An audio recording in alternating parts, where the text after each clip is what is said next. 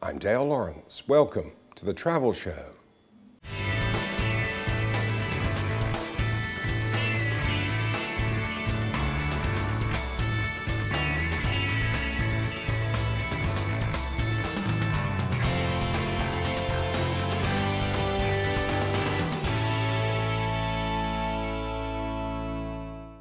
Fly different, feel extraordinary. Bangkok Airways, Asia's boutique airline. Thanks for joining us. This week there's another chance to see my exclusive interview with the Governor of the Tourism Authority of Thailand, Surapong Sawatsaranee. The interview took place during a tourism industry conference in Bangkok that attracted an impressive list of international guest speakers.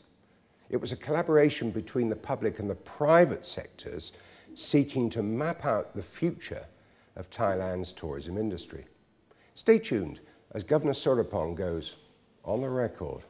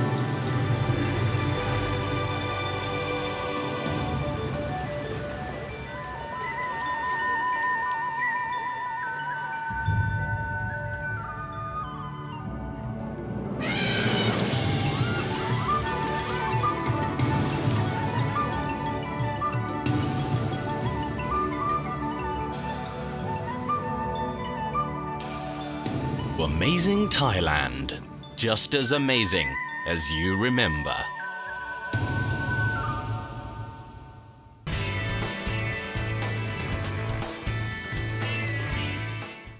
Governor Surapong, thank you very much for going on the record.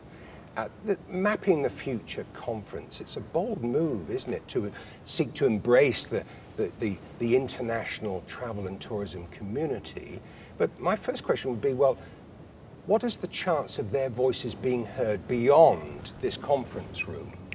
That's our first intention, as a matter of fact, that we want the opinions, suggestions, all the ideas from the professionals, who mainly, some of them, or many of them are expatriate or the foreigners, who, as a matter of fact, are the real customers, in a sense. And we realize that this is a very important information and fact that we have to put into our marketing activity plan, short term and long term. So we have a very high hope that what we have gathered from today will be integrated into our annual marketing activities, and furthermore, it's going to be integrated in our corporate plan, which starts from year 2012 onwards. So what's been said and discussed during the course of today, you would hope would have an impact on the way that Thailand promotes itself as a tourism destination from next year? Exactly. It's also in line with the main topics that I think it is very important, or that are very important for Thai tourism in the future. Those are the building the brand image. The second is the sustainable tourism or sustainable marketing.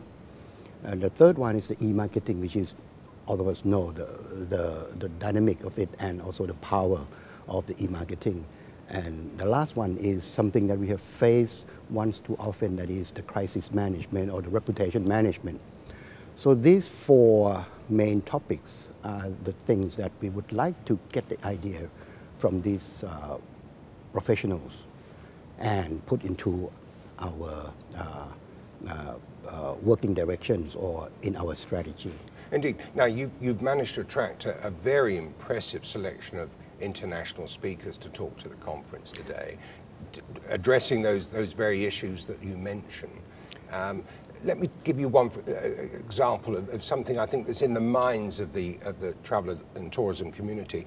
Your slogan, Amazing Thailand.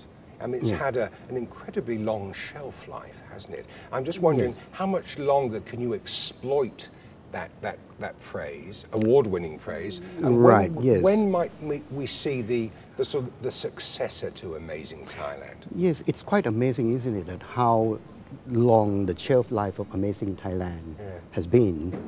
And being in the marketing and communication for many years, I think that it's not very easy to hatch the winner like this. So while it's still effective, we would like to see that it can still be the key focus for communicating Thailand as a tourist destination. As they say, if it's not broken, don't fix it. Because very much doubt that if we are coming up with a new campaign, is it going to be better than the Amazing Thailand? Or it's the time yet? The first answer is that right now we can see that the effectiveness and the strength of Amazing Thailand is still strong enough that we can really have it carry on.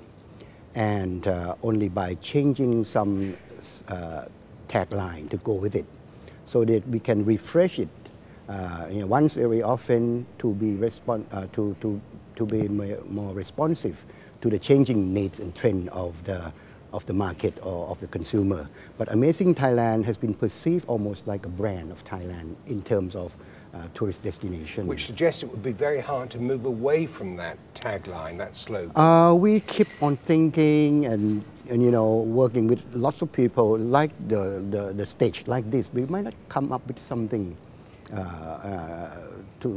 as an ingredient or as a starting point of working on the new campaign. But your brand experts would find it a challenge, I think, to come up with something that is as catchy as Amazing Thailand. Yes, and it's proved itself not just only to us, but I mean among tourist destinations.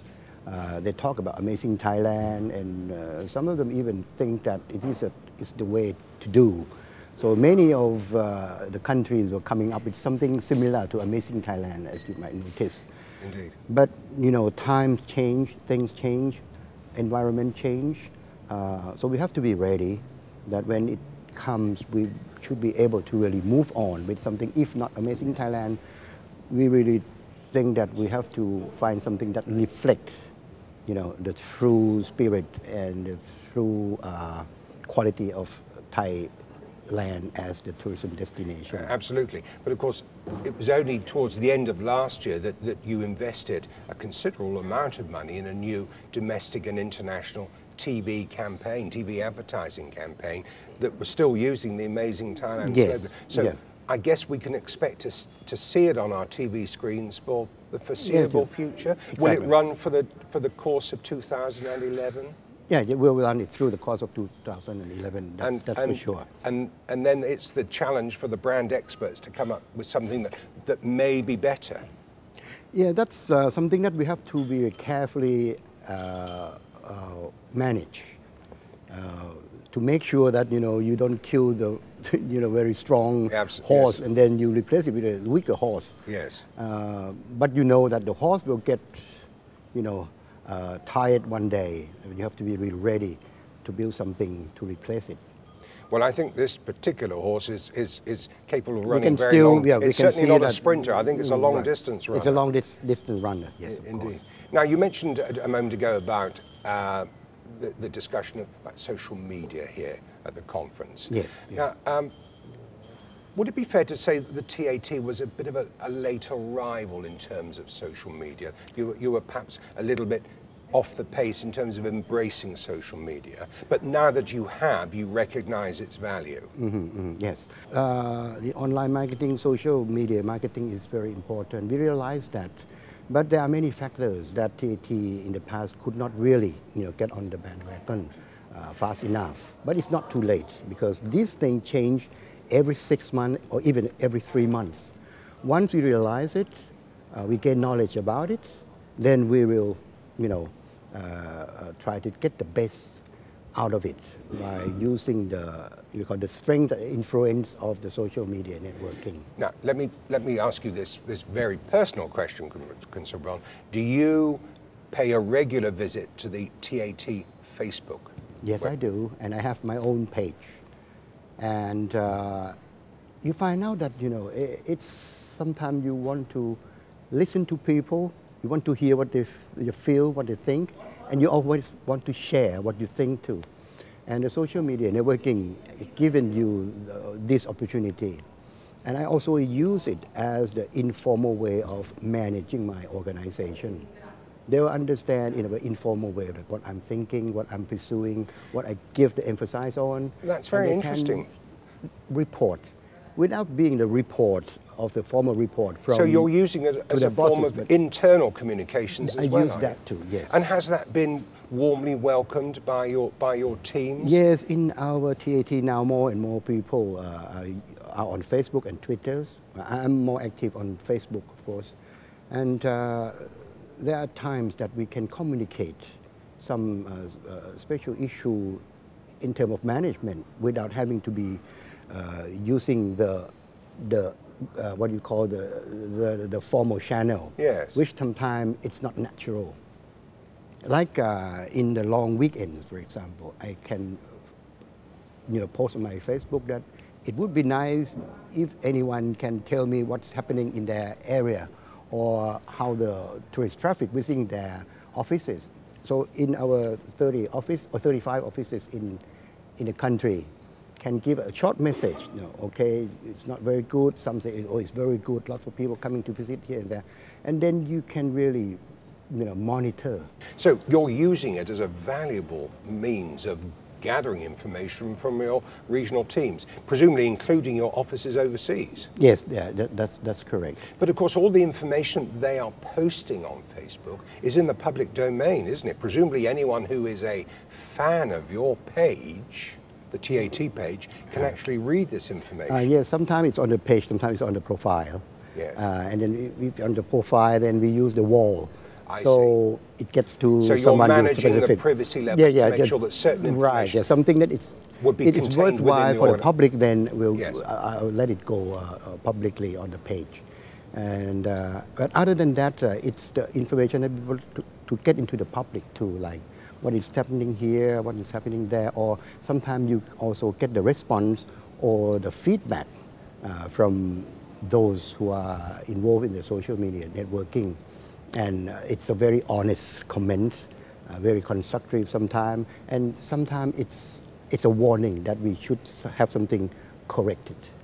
So I think, but I'm not really expert in this kind of channel, but once you get involved, you see, the connectivity that it creates among, destination, travelers, consumer, and also the product provider. Indeed, I think connectivity is vitally important. Yes. Do you have a team that monitors the comments that are put on your social media sites? Yes. And do you make a point of responding and trying to deal with issues that are raised? Yes, it's very important that once you are in the social media networking, you have to be alive. Not just, when they post and then there's no response whatsoever. But I need a team because, you just cannot do it by yourself. The team will help me through with some generic question will be answered right away, but something that needs, some information or some kind of specific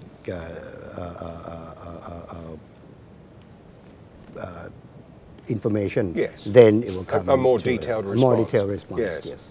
Indeed. Let's just move beyond the horizons of this particular conference and look at the general state of the tourism industry in Thailand. Okay. And it's well documented that the sort of the problems and the crises that the industry has faced in recent years, and yet it always bounces back, doesn't it?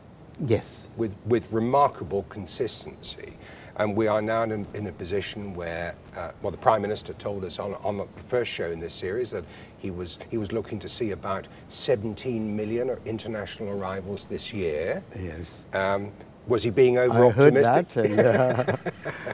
But if you look at the figures now, I think the figure won't lie. The first 4 months of this year, we have already recorded 6.9 million visitors coming to Thailand. And we always monitor daily arrivals from Suvarnabhumi and also in Phuket airport, yes, which accounted for about 70 to 75% of the arrival total. And we still see a constant increase. Now, the first 4 months of the year, of course, embrace the high season. Exactly, here. yes. And now we're sort of drifting. Okay, in the middle of the year, probably it's a little bit slower. Yes. And then once again, at the end of October, November, December, once again, it will be the high season. Not the number game anymore, but what you really get out from, the quality tourists. But so is part of your marketing strategy aimed specifically at those sections of the community, the travel Right, community, yes, with more disposable income? Yes, exactly. Because when you are on a very constrained budget, you have to really spend it wisely. So the answer is very clear that are you going to invest on a high yield or the low yield? Yes. So our aim is try to match our quality products, which is readily available in the country, and match up with those who can afford it. But I don't mean that the other markets are not important. I think the good mixture of all kind of consumer are very important, because even on the budget or the mass, they also create jobs, they also spend money, and that's the contribution to the country economy just as well. But if we have the very tight budget, probably we have to aim on a high yield, which, as a matter of fact, Thailand has the product to meet that demand too. And it's a matter of doing the right channel, going through the right channel, getting to the right segments to get them to come to Thailand. Indeed. I don't think anyone would dispute the fact that Thailand offers a remarkable choice of holidays for tourists and travellers on all budgets. Exactly. But what's happened in recent years is that prices, particularly in the hotel sector, have been driven down by crisis after crisis, and they've Yes. been tempted into a sort of a discounting war, if you like, Yes. in a bid to maintain some sort of respectable level of occupancy. Yeah, well, we have to understand the situation of what has happened in Thailand. It's been 2 or 3 years in a row that we have this kind of political crisis. And to struggle to survive, people, I don't think anyone would resort to price discount or price cutting if they can choose. But the situation probably drive them into, having no choice. But once the situation has turned around or getting better, I think the situation will change. And right now, I think the concerned organization like the Tourism Council, the Thai Hotel Association, or Association of Thai Travel Association, they talk about this topic, that we should not use the strategy of the price cutting until it's not a sustainable practice, which is very dangerous. And Of course, it's very realize easy that. for us to say don't cut prices, but if hotel owners are putting pressure on their general managers to fill their rooms, inevitably I think those prices are going to drop. Yes, but the management of the hotel should be able to explain to the owners that, if you cut price, you will never get your return. I think that's probably a subject for another workshop on another day. Governor Siripon, just for the moment, thank you very much indeed. We'll be back after the break, but first, here's a roundup of the latest news.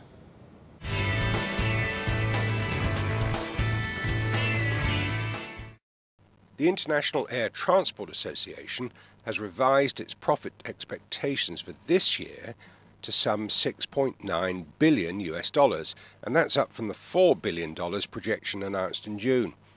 But IATA is stressing that despite this more optimistic outlook, the profitability for airlines is still exceptionally weak, with a net margin of just over 1%. For next year, the association is forecasting more difficulties for its member airlines, with high oil prices and economic uncertainty continuing to create financial pressures. The airline industry never makes money when global GDP growth is below 2%, and with the growth forecast for 2012 currently at just 2.4%, airlines will again be flirting with financial losses. The Pacific Asia Travel Association has ended its long search for a permanent CEO with the appointment of Hong Kong-based aviation consultant Martin Craigs.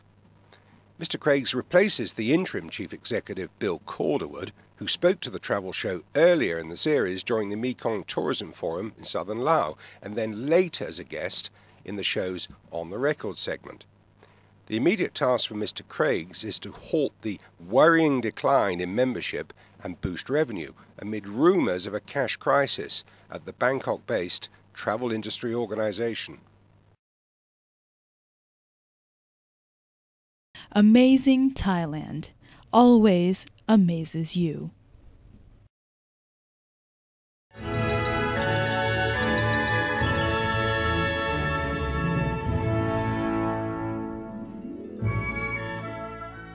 So what makes the water in Krabi's emerald pool so luminously green? While the water is a warm 30 and 50 degrees Celsius, it's the seaweed at the bottom of the pool and the microscopic marine life that gives this water its famous hue.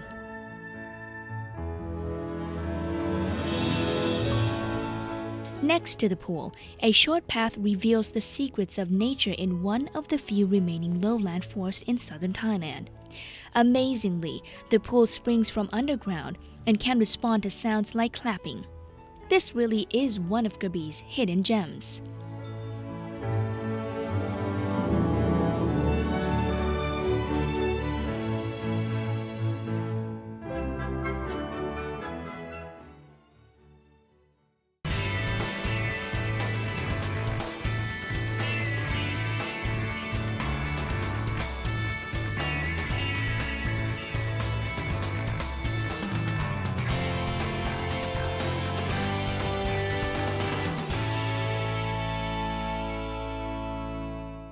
Welcome back. I'm talking to Governor Surapon from the Tourism Authority of Thailand. Governor, can I raise with you a subject that still is a thorny issue in the minds of some members of the travel and tourism community here, and it relates back to the airport closure in 2008, and we all remember the chaotic scenes that arose from that. And I think we also remember and appreciate the tremendous amount of hard work that was put in by airlines and hotels, yes, and other members of the travel and tourism community to either repatriate tourists who are stranded here or indeed to bring back to Thailand people who were stranded overseas. Now, the government at the time promised compensation, and then of course we had an election and a new government. I mean, yes, is there ever a chance that that compensation will be paid, or it really is this just a forlorn hope now that they'll ever be recompensed? Well, the fact is that the compensation has been paid to many of the operators, but it just only there's a rule and regulation there that you have to come up with some kind of evidence to prove that you have, that you suffered the losses, that you incurred those expenses. Yes, it's really difficult to estimate. But at least they must have, because it's the taxpayer money, of course, and they want to have the hard evidence. If you pay $1, $2, $3, what's the real cost of it? Well, presumably every claim submitted would be audited in detail before. In details, before. Yes. And then they probably ask for more information or for more evidence or receipt in any kind of form that can be used. But if they fall short of produce that kind of documents, then it's very difficult.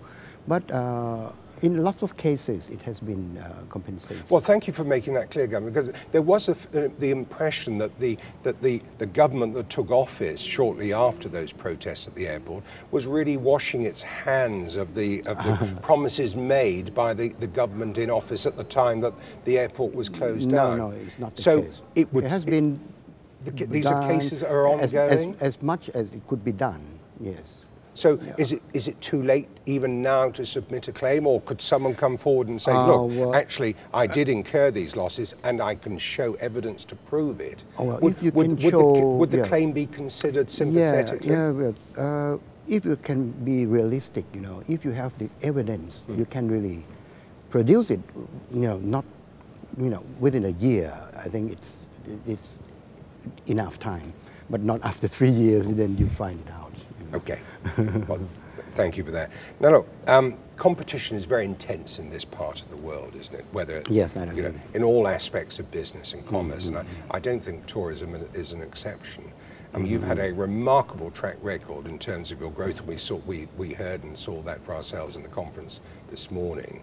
Just as you sit at the top of the tree at the Tourism Authority of Thailand, you have counterparts in neighboring countries such as Malaysia and Singapore and Indonesia, and spreading further afield through the ASEAN region. They're all trying to do exactly the same thing. They want to increase their market share. Protecting our market share is something that we've been doing for many years, and luckily that in Thailand, our resources and our entrepreneur, our business people, people in the travel industry offer a very impressive product. That's why over 60% of visitors coming to Thailand keep coming back. But for the long term and increase the new market, we are looking at new emerging economy like in China, in India, Indonesia or Russia. That will be a new market that we have to explore or try to tap, and by keeping in mind that we try to get the higher end, high spending, yes. High spending from this market. And the fact is that the high-end market of this market are increasing in these 4 countries, and we are now opening up an office in Indonesia, just to be timely so that we can work and get, market transparency and connection with the key players from Indonesia. And also in Russia, we have an office. We are opening more office in China. In India, we have 2 offices. But at the same time, we never discount the importance of a medium haul market and the long haul market, our European market, our American market. There's still a huge opportunity because not all of the European, not all the American have visited Thailand. And there are a new generation who are coming up who doesn't know much about Thailand, but they want to explore. Okay, that's the segment that we are now trying to invite them to. And also the silver market. Those who wish to come to Thailand as a long haul destination doesn't exist when they are in the working place. But right now they retire, they got money, they got time. The silver market also is very important to us. And with the nature of the long haul market and the Western market, they stay long and they expect good products. So it's a very good and very healthy market to pursue. Governor Surapong, thank you very much for going on the record. Yeah, ขอบคุณครับ. Thank you very much. ขอบคุณครับ. Well, that's it for this week's show. My thanks once again to Governor Surapong Sawatseolani from the Tourism Authority of Thailand. Next week, it's the first of our highlights programs as we look back over the travel shows of the past 6 months. But until then, from everyone on the travel show team, is goodbye.